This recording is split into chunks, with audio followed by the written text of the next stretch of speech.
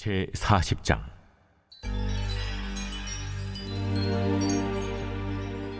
우리가 사로잡힌 지 25째 해, 성이 함락된 후 14째 해 첫째 달 10째 날에, 곧 그날에 여호와의 권능이 내게 임하여 나를 데리고 이스라엘 땅으로 가시되, 하나님의 이상 중에 나를 데리고 이스라엘 땅에 이르러 나를 매우 높은 산 위에 내려놓으시는데, 거기에서 나무로 향하여 성읍 형상 같은 것이 있더라.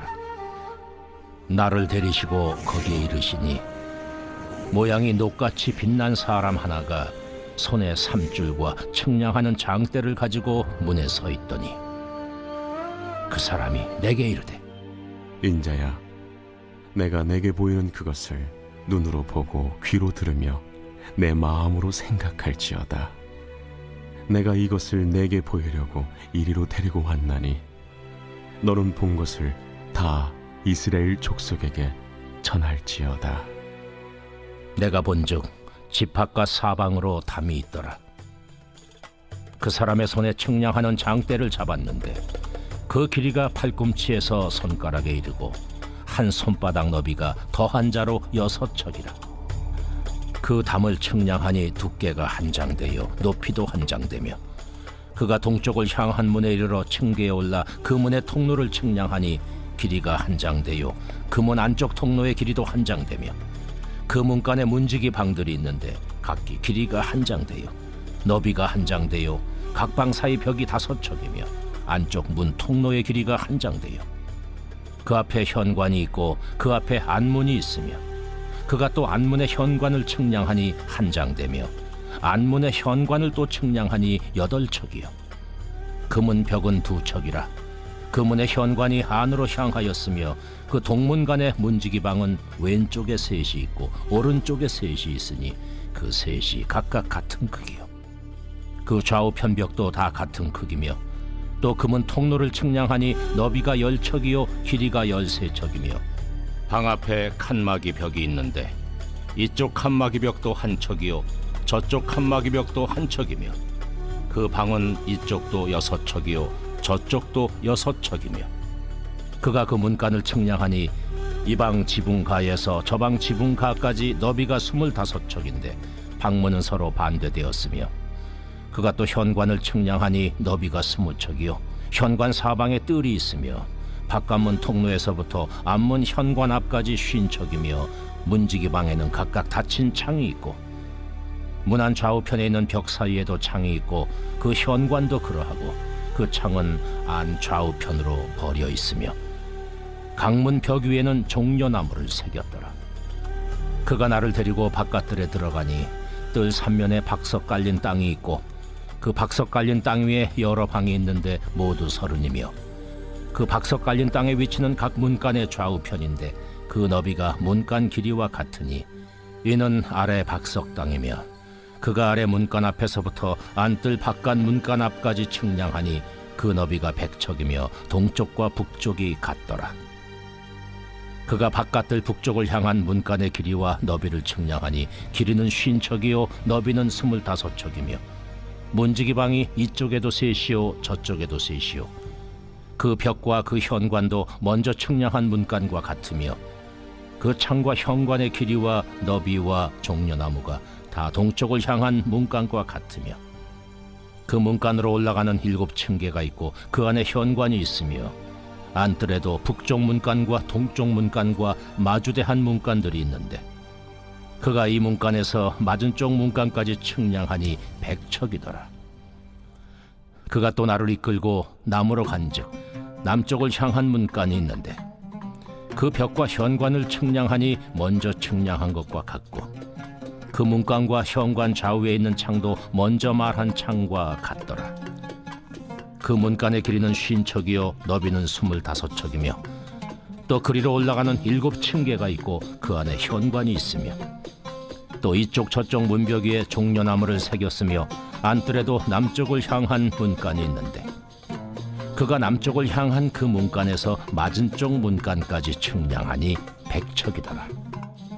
그가 나를 데리고 그 남문을 통하여 안뜰에 들어가서 그 남문의 너비를 측량하니 크기는 길이가 50척이요 너비가 25척이며 그 문지기 방과 벽과 현관도 먼저 측량한 것과 같고 그 문관과 그 현관 좌우에도 창이 있으며 그 사방 현관의 길이는 25척이요 너비는 5척이며 현관이 바깥들로 향하였고 그 문벽 위에도 종려나무를 새겼으며 그 문간으로 올라가는 8층계가 있더라. 그가 나를 데리고 안뜰 동쪽으로 가서 그 문간을 측량하니 크기는 길이가 50척이요 너비가 25척이며 그 문지기 방과 벽과 현관이 먼저 측량한 것과 같고 그 문간과 그 현관 좌우에도 창이 있으며 그 현관이 바깥들로 향하였고 그 이쪽 저쪽 문벽 위에도 종려나무를 새겼으며 그 문간으로 올라가는 8층계가 있더라.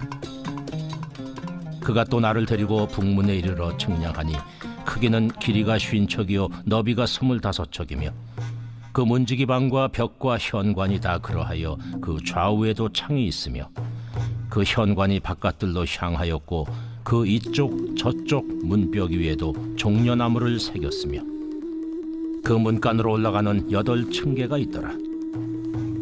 그 문 벽 곁에 문이 있는 방이 있는데 그것은 번제물을 씻는 방이며 그 문의 현관이 쪽에 상 둘이 있고 저쪽에 상 둘이 있으니 그 위에서 번제와 속죄제와 속건제의 희생제물을 잡게 한 것이며 그 북문 바깥 곧 입구로 올라가는 곳 이쪽에 상 둘이 있고 문의 현관 저쪽에 상 둘이 있으니 문곁 이쪽에 상이 4시 있고 저쪽에 상이 4시 있어 상이 모두 8개라. 그 위에서 희생제물을 잡았더라. 또 다듬은 돌로 만들어 번제에 쓰는 상 4시 있는데 그 길이는 1척 반이요 너비는 1척 반이요 높이는 1척이라. 번제 희생 제물을 잡을 때 쓰는 기구가 그 위에 놓였으며 현관 안에는 길이가 손바닥 넓이만한 갈고리가 사방에 박혔으며 상들에는 희생 제물의 고기가 있더라. 앞문 밖에 있는 안뜰에는 노래하는 자의 방 둘이 있는데 북문 곁에 있는 방은 남쪽으로 향하였고 남문 곁에 있는 방은 북쪽으로 향하였더라. 그가 내게 이르되 남쪽을 향한 이 방은 성전을 지키는 제사장들이 쓸 것이요 북쪽을 향한 방은 제단을 지키는 제사장들이 쓸 것이라. 이들은 레위의 후손 중 사독의 자손으로서 여호와께 가까이 나아가 수종드는 자니라. 그가 또 그 뜰을 측량하니 길이는 100척이요 너비는 100척이라. 네모 반듯하며 제단은 성전 앞에 있더라. 그가 나를 데리고 성전문 현관에 이르러 그 문의 좌우벽을 측량하니 너비는 이쪽도 5척이요 저쪽도 5척이며 두께는 문 이쪽도 3척이요 문 저쪽도 3척이며 그 현관의 너비는 20척이요 길이는 11척이며 문간으로 올라가는 층계가 있고 문벽 곁에는 기둥이 있는데 하나는 이쪽에 있고 다른 하나는 저쪽에 있더라.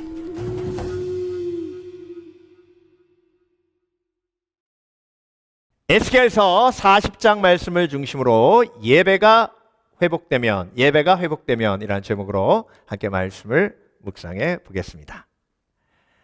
여러분, 에스겔서 40장 새 성전의 환상을 하나님께서 보여주셨는데요. 좀 어려운 느낌이 드셨습니까? 큰 그림으로 보면 좀 쉬워지는데요. 에스겔서가 총 48장인데요. 1장부터 32장까지는 이스라엘과 열방의 심판의 메시지가 나옵니다. 그 심판받는 이유가 뭐죠? 우상 숭배하고 하나님을 온전히 예배하지 않았기 때문입니다. 33장부터 39장까지는 회복의 메시지가 나오는데요. 하나님께서 어떤 회복을 계획하고 계십니까? 내 영, 새 마음을 내 속에 부어주어 너희가 이제 새롭게 하나님을 온전히 예배함으로 회복하게 하겠다. 이런 계획을 하나님께서 그들에게 보여주십니다. 그게 39장이고요. 이제 40장부터 48장까지는 성령이 임한 그 예배자들이 어떻게 하나님을 온전히 예배하며 그 성전이 어떻게 회복된 것을 보여주시고 예배가 회복되면 그들의 삶이 어떻게 회복되는지를 보여주십니다. 그게 40장부터 48장까지예요. 예. 그런데 오늘 하나님께서 40장은요, 이제 처음 시작하면서 에스겔에게 회복된 예루살렘 성전을 큰 그림으로 한꺼번에 쫙 보게 해주셨어요. 지금 에스겔은 어디에 있죠? 바벨론에 포로되어 있죠. 바벨론 포로된 지 25년이에요. 그리고 예루살렘이 망한 지 14년입니다. 포로된 지 25년 되었고요. 11년 동안은 예루살렘 성전을 통해서 하나님께서 회복하실 거라고 믿고, 그렇게 예루살렘이 회복되면 우리가 종에서 풀려날 거라고 생각했어요. 근데 예루살렘이 멸망했어요. 예루살렘 성전이 다 무너졌어요. 그러니까 모든 절망, 모든 꿈이 다 사라진 겁니다. 그런데 하나님은 뭐라고 얘기하셨죠? 내 영, 내 마음, 새 마음을 부어주셔서 성령을 통해서 이제 새롭게 예루살렘 성전을 재건하시겠다고 말씀하시는 겁니다. 저와 여러분도 마찬가지예요. 우리 삶 속에 산적한 문제들이 있죠. 포로된 것 같고, 실망하고, 낙심되고, 외로운 것 같고, 나 혼자 있는 것 같고, 내가 도저히 해결할 수 없는 삶의 문제가 있는 것 같고, 그런 노예 같은 그런 마음이 내 마음속에 막 밀려올 때가 있어요. 그럼 하나님은 어떻게 그 문제를 해결하겠다고 말씀하세요? 어떻게 말씀하세요? 내 속에 성령을 통해서, 그리고 내가 하나님 앞에 드리는 온전한 예배를 통해서. 그게 하나님의 방법이에요. 근데 우리는 자꾸 다른 방법을 찾아요. 사람을 찾고, 그리고 건강에 문제가 생기면 자꾸 뭘 먹으려고 그래요. 뭐 없나? 무슨 약 없나? 그러니까 여러분, 하나님은요, 하나님의 해결 방법은 성령의 능력이고, 하나님의 해결 방법은 뭐예요? 온전한 예배예요. 그래서 내가 지금 하나님 앞에 온전한 예배를 드리고 있는가, 내 삶을 돌아봐야 됩니다. 근데 여러분, 깨달으셔야 할 게 뭐냐면요, 내 예배는 하나님 앞에 온전히 깨어있지 않으면 두 가지 길밖에 없어요. 하나님께 더 가까이 가는 온전한 예배, 깊어지는 예배가 있는가 하면, 반대는 뭐예요? 타락하는 예배예요. 이 두 가지 방향이에요. 크리스천은 이 두 가지 방향으로 항상 갑니다. 만약에 여러분이 내가 1년 전에 드렸던 예배보다 지금 예배가 더 풍성하지 않으면, 그렇게 확신 있게 얘기할 수 없다면 여러분의 예배는 타락한 예배예요. 타락했기 때문에 뭐가 필요한 거예요? 회복이 필요한 거예요. 여러분, 예배 드리면서 막 그런 경험 없으셨어요? 야, 너무 좋다. 예배 드리는 게 너무 좋다. 기다려진다. 근데 지금은 아유, 또 돌아왔네. 그러면 타락한 거예요, 예배가. 어떻게 이렇게 하나님의 말씀이 달지? 들으면 들을수록 너무 좋다. 아유, 뭐 한 얘기 또 하네, 한 얘기 또 해. 이러면 타락한 거예요. 여기에 굉장히 웃으시는 거 보니까 제가 한 얘기 또 하고 있습니까? 그러니까 여러분, 내 예배가 지금 회복되어야 될 필요가 있음을 깨달아야 하는데요. 에스겔서 8장에 하나님이 에스겔을 예루살렘으로 데려가셨어요. 그리고 타락한 예루살렘 성전을 보여주셨거든요. 그 북문에 질투를 일으키는 우상이 딱 서 있고요. 방마다 우상의 그림이 다 그려져 있고, 그곳에 리더십들이 모여서 하나님을 예배하는 게 아니라 우상을 예배하고 있었어요. 여인들은 우상을 위해서 울고, 그리고 사람들은 하늘을 바라보는데 하나님을 바라보는 것이 아니라 태양신을 바라보고 있었어요. 그 타락한 예배 때문에 이스라엘이 망했고, 유다가 망했고, 열방이 망하고, 그래서 그 타락한 예배, 그 무너진 예배, 회파된 예배를 하나님이 회복하셔서 다시 이스라엘을 세우시겠다고 그 비전을 보여주시는 게 40장부터 48장까지의 비전입니다. 그래서 여러분, 오늘 우리가 이 비전을 보며, 큰 그림을 바라보며 내 예배를 한번 돌아보기 원합니다. 나의 예배는 타락한 예배인가, 온전한 예배인가? 그렇다면 하나님이 내 예배를 성령을 통해서, 말씀을 통해서 회복하면 어떤 놀라운 일이 내 속에 벌어지고, 예배 속에서 내가 누릴 수 있는 어떤 상이 있는지를 오늘 본문을 통해서 다시 한번 묵상해 보기를 원합니다. 그래서 예배가 얼마나 소중한 것이고, 내 삶의 중심이 되어야 되고, 내 삶의 목적이 되어야 되는지 다시 한번 돌아보시길 주의 이름으로 축원합니다. 예수님이 찾으시는 사람 한 사람이 있어요. 그 사람이 누구예요? 예배자예요. 사마리아 여인에게 그렇게 말씀하셨습니다. 여기도 아니고 저기도 아니고 곧 신령과 진정으로 예배할 때가 오나니 곧 이때라. 하나님께서는 이렇게 신령과 진정으로 예배하는 자를 뭐 하시느니라? 찾으시느니라. 예. 그래서 여러분, 내가 오늘도 내 예배를 돌아보며 내 예배가 회복되어야 된다면 하나님 내 예배를 회복시켜 주시옵소서. 내 예배가 온전케 해 주시옵소서. 왜냐하면 예배는 삶의 거울이에요. 예. 오늘 본문을 보면요, 그 방이 많잖아요. 그 방들은 다 주위에 예배자들이 거하는 곳이에요. 사는 곳이에요. 레위인 제사장들. 저와 여러분은 거룩한 예배자로 부름받았어요. 왕 같은 제사장이에요. 그러면 삶의 중심이 뭐예요? 예배로 사는 거예요. 예배 속에 사는 거예요. 그렇게 예배 속에 사는 삶이 가장 복된 삶이고, 그 복된 삶을 누릴 때 하나님께서 나의 삶을 통해 영광 받으시는 줄 믿습니다. 그래서 여러분, 내 예배를 한번 돌아보고 내 예배가 온전치 못하면 오늘 이 말씀을 통해서 회복돼야 돼요. 그래야 내 삶이 하나님이 기뻐하는 삶이 되고, 예배가 얼마나 중요한지를 다시 한번 내 마음속에 새기고 예배 속에서 승리하시고 삶 속에서 승리하시는 복된 그리스도인 되시길 주의 이름으로 축원합니다. 축원합니다. 자, 그렇다면 오늘 예배가 회복되면 어떤 일이 내 삶 속에 벌어지는지 오늘 본문을 통해서 하나님께서 우리에게 세 가지로 말씀하고 계시는데요. 자, 예배가 회복되면 신분이 회복됩니다.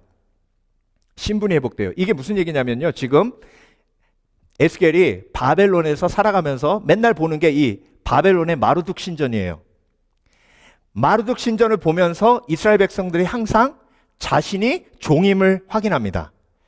마르둑 씨는 뭐라 그러냐면 바벨론 내 백성들이 자신의 백성들이고, 바벨론의 백성들이 가장 위대하고, 바벨론의 백성들이 가장 위대하기 때문에 다른 백성들은 바벨론 백성을 섬겨야 되는 거예요. 그러니까 마르둑 신전을 바라보면 이스라엘 백성들은 뭐예요? 나는 종이에요, 종. 쓸모없는 인생이에요. 그런데 하나님이 에스겔을 데리고 어디로 가셨어요? 종된 에스겔을, 바벨론에 포로된 에스겔을 들어서 예루살렘 성전으로 데려가셨어요. 그리고 예루살렘 성전의 모습을 보여주십니다. 오늘 예루살렘 성전의 사이즈를 명확하게 하나님이 계시하셨기 때문에 이렇게 그림으로 그릴 수 있어요. 여러분, 이 예루살렘 성전을 보았을 때 에스겔은 더 이상 종이 아니에요. 에스겔은 이 예루살렘 성전 안에서 예배자입니다. 에스겔은 이 예배자로서 살아가며 하나님의 자녀임을 이 예배를 통해서 깨닫게 됩니다. 그래서 여러분, 세상에 살면요, 내가 아무것도 아닌 것처럼 느껴져요. 그런데 그 실망한 마음, 낙심한 마음, 종된 마음을 가지고 예배 안으로 들어오면 하나님이 내가 누구인지를 말씀하시는데, 내가 누구예요? 난 예배자예요. 왕 같은 제사장이에요. 거룩한 나라예요. 하나님이 선택한 하나님의 백성이에요. 그래서 하나님을 예배하면 내가 예배자임을 알고 자유인으로서의 복을 누립니다. 그런데 여러분, 예배자가 아닌 사람은 성경에서 종이라고 말해요. 노예라고 말합니다. 여러분, 출애굽기 8장 1절에 하나님이 이스라엘 백성들을 출애굽시키시는데요, 출애굽시키시는 목적이 뭐냐면 내 백성을 보내라. 그들이 나를 뭐하리라? 예배하리라. 그래서 그들이 광야로 나와서 하나님을 예배합니다. 하나님의 율법을 받고 그때부터 거룩하게 안식일을 지킵니다. 그래서 여러분, 거룩한 안식일을 지키는 자 자유인, 안식일이 없는 자가 포로된 자. 그래서 종의 특징이 있어요. 종의 특징을 보면 예배자, 하나님의 자녀인 사람의 특징이 함께 나타납니다. 자, 종의 특징 중에 하나가 쉬는 날이 정해져 있지 않다는 거예요. 자, 예배하기 위해서 우리가 멈추죠. 그게 안식일이에요. 안식일이 나에게 있기에, 내가 쉬는 날이 있기에 내가 자유인인 거예요. 그런데 종에게는 자유인이 누리는 안식일이 없어요. 쉼이 없어요. 멈춤이 없어요. 그래서 종인 거예요. 좋아, 여러분, 오늘도 하나님을 예배하기에 하나님께서 나에게 자유인의 삶을 누리게 하시는 줄 믿습니다. 하나님을 예배하며 내가 자유인의 특권을 누리는 거예요. 근데 여러분, 이스라엘 백성들이 종되었을 때, 애굽에 있었을 때는 절대로 안식일을 지킬 수 없습니다. 왜? 주인이요, 쉬는 날이 없는 종한테 쉬는 날 이라는 개념을 주질 않아요. 예, 종은요 무조건 주인이 시키는 대로 해야 돼요. 예. 그래서 여러분 세상 사람들이 쉬지 못하는 이유가 있어요. 예, 묶여 있어서 그래요. 악한 영에게 묶여 있으면 악한 영의 지배를 받게 되어 있습니다. 그래서 로마서에 종은 주인의 말을 듣는 그 대상이 그 주인의 종인데 하나님의 말씀을 듣지 않으면 세상 말, 악한 영의 말을 듣고 악한 영의 종이 되는 거예요. 그래서 내가 누구의 말을 듣느냐에 따라서 누구의 종이 되는데 하나님을 예배하며 어룩하게 안식일을 지킬 때 하나님 앞에 내가 누구인지를 깨닫게 되고 그리고 그때 내 신분이 회복되는 겁니다. 종의 특징 중에 하나가 뭐냐면요, 가치를 증명해야 돼요. 여러분, 종이 쓸모가 없으면 주인이 종을 버립니다. 종이 일하다가 다치잖아요. 그러면 종은 더 이상 가치가 없어요. 일을 못하는 종이 무슨 가치가 있습니까? 그래서 주인이 종을 버려요. 그래서 종은요 다치면 안 되고 종은 항상 자기의 가치를 뭐 해야 돼요? 증명해야 돼요. 내가 얼마만큼 가치 있는 사람인지, 내가 얼마만큼 중요한 사람인지. 그래서 항상 성취에 집중합니다. 근데 하나님의 자녀, 예배자는 내가 나의 가치를 증명할 필요가 없어요. 왜? 예수 그리스도께서 나를 위해 십자가에 못 박혀 죽으셨기 때문에 나의 가치는 이미 예배 속에서 십자가의 은혜로 증명된 줄 믿습니다.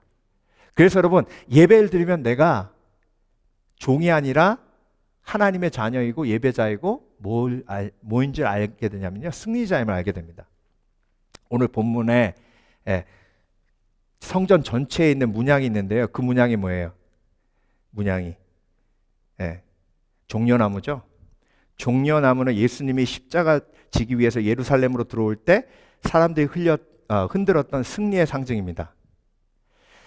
성전에 여기저기에 종려나무가 그려져 있던 것은 예수 그리스도의 십자가를 상징합니다.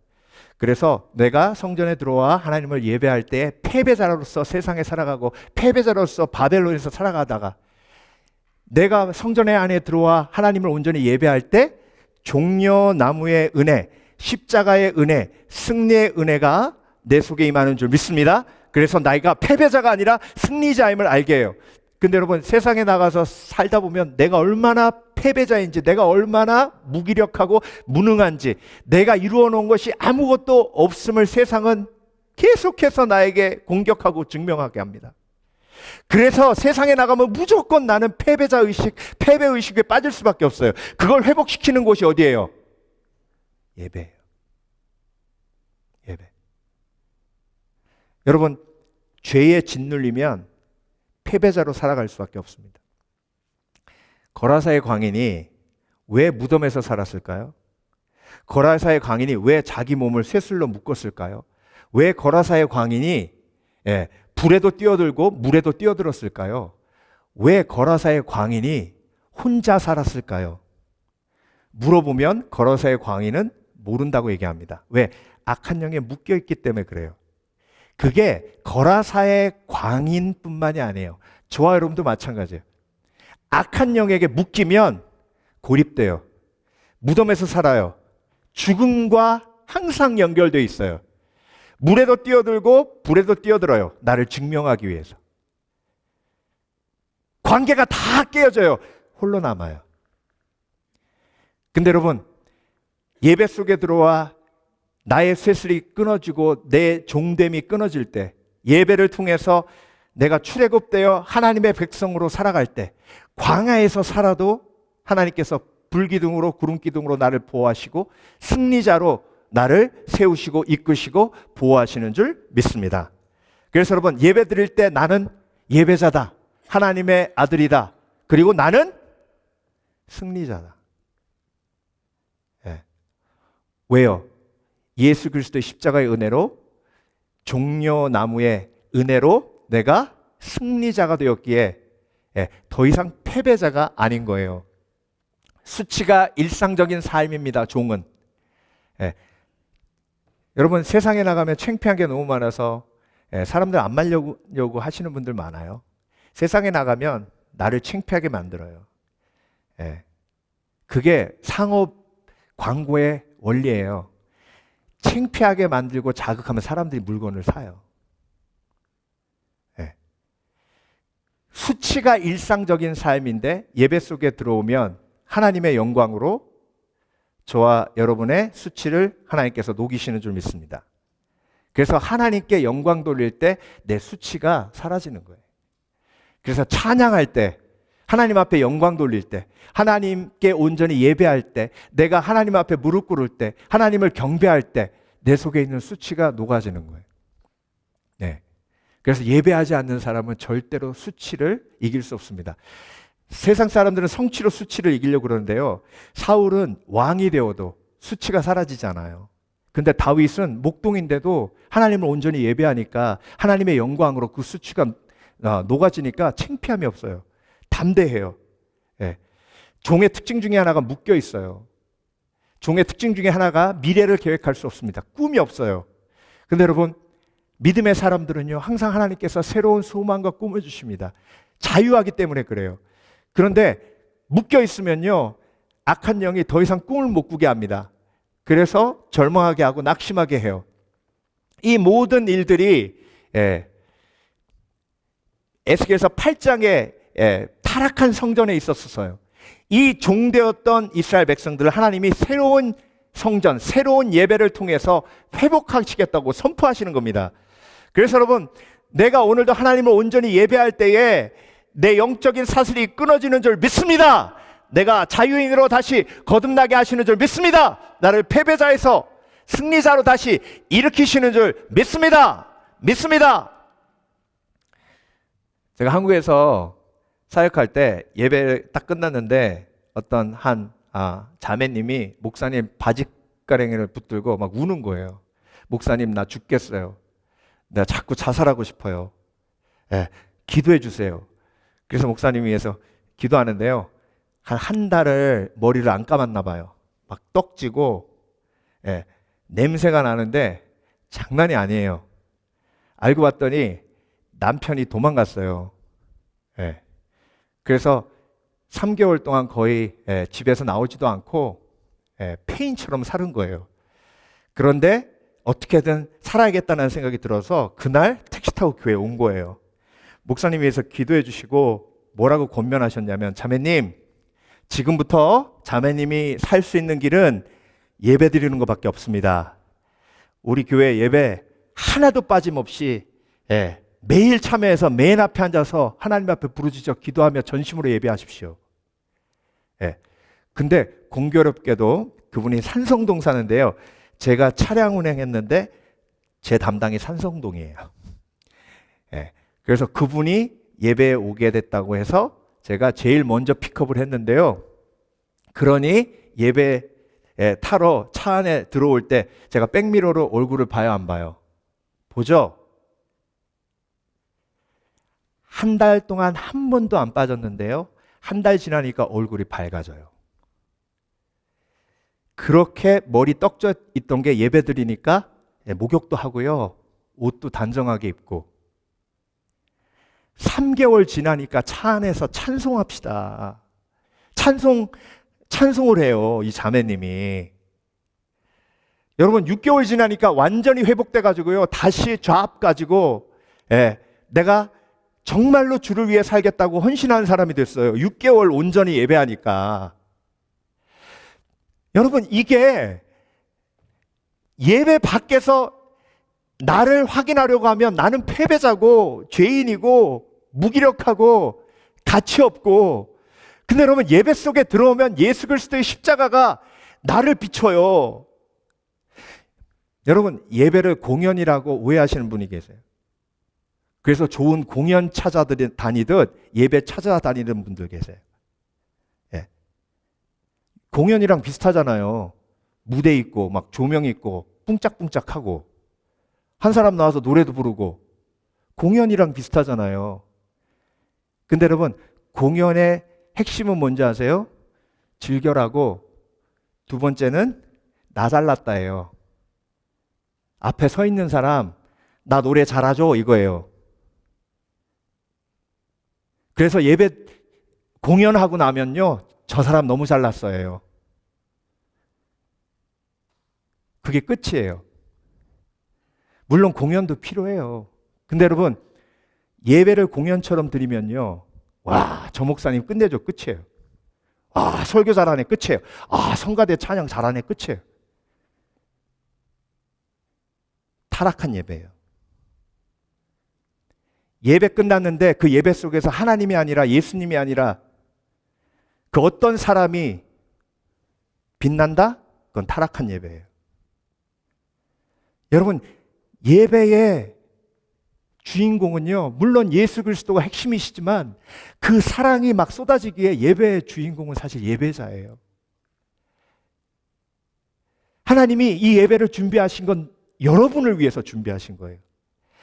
그래서 예배 끝나고 내가 정말 소중한 사람이구나, 내가 패배자가 아니라 승리자구나, 내가 더러운 인생을 사는 게 아니라 하나님이 정말로 회복한 인생을 살고 있구나, 이걸 깨닫고 체험하고 경험하는 게 예배예요. 예. 여러분, 그래서 예배를 통해서 내 신분이 회복되는 놀라운 축복을 날마다 누리시는 복된 그리스도인 되시길 주의 이름으로 축원합니다. 축원합니다. 두 번째, 예배가 회복되면 질서가 회복됩니다. 네. 여러분 오늘 보세요. 에스겔서 8장과 오늘 본문 40장을 비교해서 보면요, 에스겔서 8장의 타락한 성전에는요, 질서가 없어요. 한마디로 난장판이에요. 우상이 곳곳에 세워져 있고요, 벽에도 하나님이 말씀하신 월계수, 문양이 새겨져 있는 게 아니라 우상이 막 그려져 있고요, 곳곳 방마다 하나님이 의도하신 대로, 하나님의 디자인대로 쓰여지는 게 아니라 사람이 원하는 대로, 사람의 디자인대로 막 엉망진창으로 그렇게 성전이 망가져 있는 걸 봅니다. 에스겔서 8장 보세요. 그런데 오늘 본문 보세요. 깨끗해요. 우상 있어요, 없어요? 없죠? 그리고 네모 반듯해요. 그리고 오늘 본문 우리가 쭉 읽으면서 사이즈가 다 나오는데요, 다 대칭형이에요. 균형이 잡혀 있어요. 여러분, 균형이 얼마나 중요한지 아세요? 비행기도 균형이 무너지면 추락해요. 질서는요, 균형이고, 질서는 우선순위고, 질서는 루틴이에요. 여러분, 예배 속에서 온전히 하나님을 예배할 때 내 삶이 정돈되는 거예요. 뭐가 먼저예요? 하나님이 먼저예요? 자녀가 먼저예요? 하나님이 먼저예요? 내 사업이 먼저예요? 하나님이 먼저예요? 내가 하고 싶은 게 먼저예요? 이게 예배 안 드리면 절대로 정돈 안 됩니다. 입으로는 하나님이 먼저라고 하죠. 근데 여러분, 온전한 예배 속에서 성령이 역사하시지 않으면요, 이게 우선순위가 다 바뀌어요. 질서가 무너지면 결국 내 삶이 난장판 됩니다. 그 질서를 잡아주시는 게 하나님의 역사고 온전한 예배인 줄 믿습니다. 여러분, 제가요, 양복 입고 있죠? 양복 단추 2개예요. 근데 여러분, 이 아래에 있는 단추를 위에다 잠궈 보세요. 제가 어때 보여요? 바보 같죠? 맹구같이 보여요. 이 순서만 달라도 사람이 맹구처럼 보여요. 하물며 여러분, 우리 관계의 우선순위가 흔들리잖아요? 그러면 다른 사람은 뭐예요? 아유, 저 사람 맹구다. 맹구. 자기는 몰라요. 아이들 교육하는 애조 교수님이라는 분이 계신데요, 이분이 쓴 책을 보니까 문제가 있는 가정에 직접 찾아가서 문제를 해결해 주시고 하시더라고요. 근데 한 부부가 찾아왔는데 7살짜리 딸이 있는데 잠을 자는데 혼자 안 자고 방에다가 눕히고 와서 자려고 그러면 꼭 엄마 아빠 사이에 와서 잔대요. 혼내고 뭐라고 하고 해도 안 된대요. 2년이나. 그러니까 7살이 그러니까 9살 된 거잖아요. 9살짜리가 엄마 아빠 옆에 자니까 걱정된 거죠. 그래서 애조 교수님한테 도움을 요청한 거예요. 와서 보는 거죠. 이렇게 보고 그 교수님이 솔루션을 줬어요. 그 솔루션이 뭐냐면, 아빠가 퇴근하고 들어와서 애가 막 쫓아와도 스톱! 하고 엄마를 먼저 안아주고 엄마한테 뽀뽀해주고 엄마하고 한 30분 얘기한 다음에 그 다음에 아이와 놀아주십시오. 그러면 해결될 겁니다. 이틀 만에 해결됐어요. 그게 왜 그런지 아세요? 아이가 아빠가 자기를 좋아해 주는 건 좋은데 우선순위가 엄마가 아니라 자기가 됐을 때 불안해한대요. 그래서 혹시 엄마하고 아빠하고의 사이가 안 좋나 싶어서 자기가 중간에 들어가서 그렇게 누워 있는 거래요.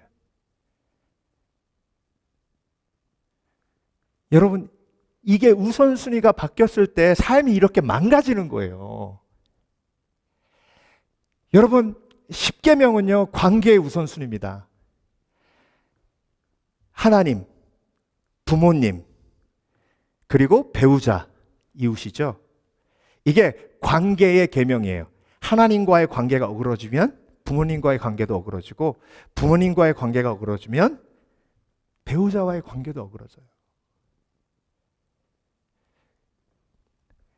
그래서 이 관계의 질서가 회복되는 것도 예배예요.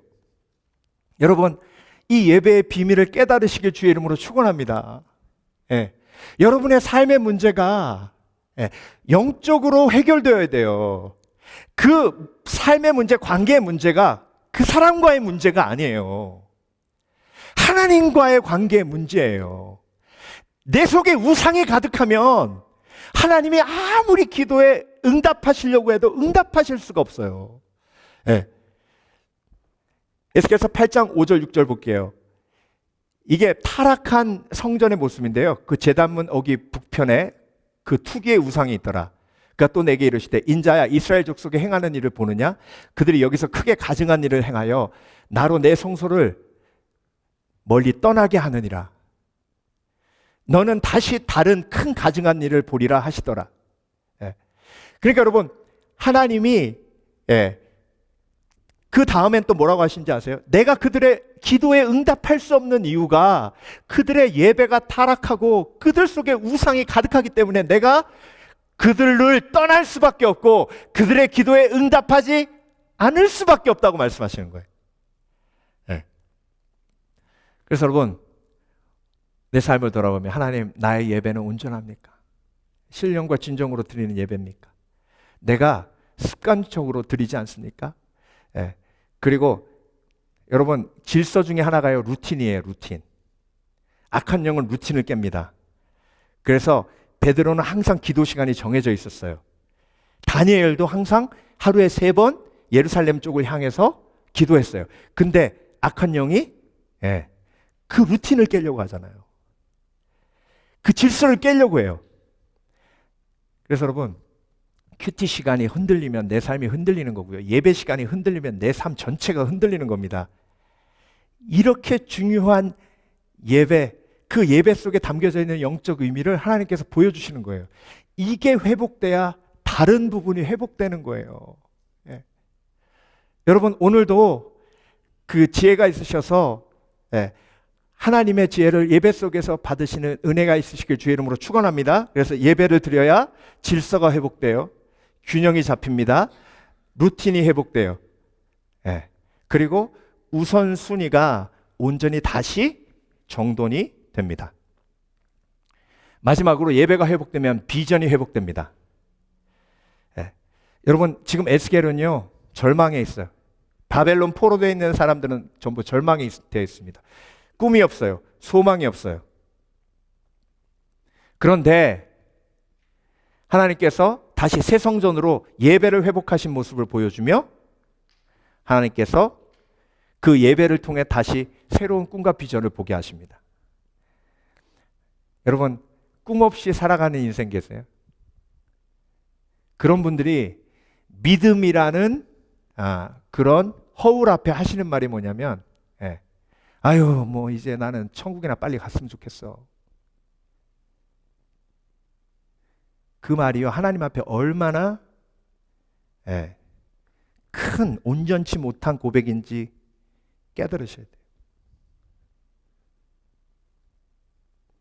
하나님은요, 저와 여러분이 이 땅에서 하루를 살더라도 하나님의 꿈과 비전, 소망을 품고 행하길 원하십니다. 내 예배가 타락하면 꿈과 비전도 같이 사라져요. 소망도 같이 사라집니다. 그런데 비전이 회복되면, 예배가 회복되면 꿈과 비전이 함께 나타나고요. 그리고 죽어가는 영혼들이 보여요. 내가 저 사람하고 같이 예배했으면 좋겠다. 온 열방이 함께 예배하는 그 예배를 사모하라고 요한계시록을 주셨잖아요.